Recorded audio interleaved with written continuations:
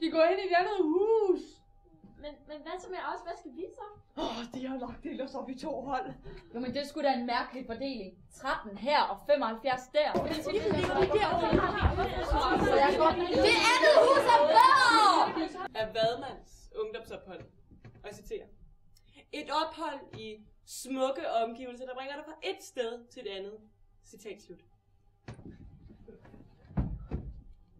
Hvem har taget dørhåndtaget? Jeg ventede på folk, der hed Lars, ved siden af gik i børnehave.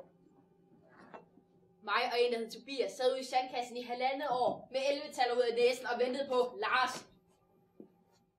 Det er et spørgsmål om tid. Så er hele Europa oversvømmet. Ja, og så er vi druknet. Ja, og det vil ikke hjælpe at tage til Afrika, for der vil solen brænde huden af folk.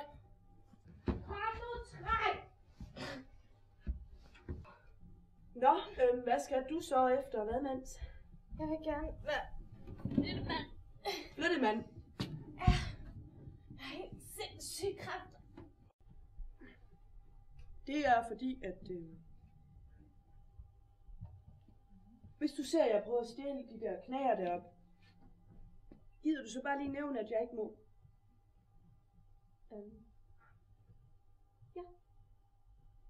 Som om, eller har man ikke en følelse af, at, altså før jeg kom, havde jeg også en følelse af, at, jeg har altid følt, at... Altså det du mener, det er, at man står på den anden side, uden for det hele? Ja, lige præcis.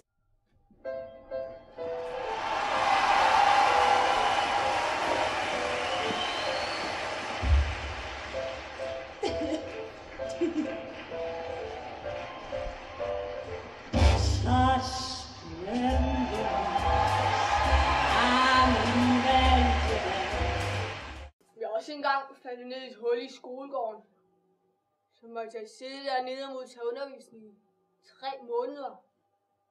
Det var ikke meget at kunne opfatte, eftersom der var et snefald på 1,5 meter den vinter.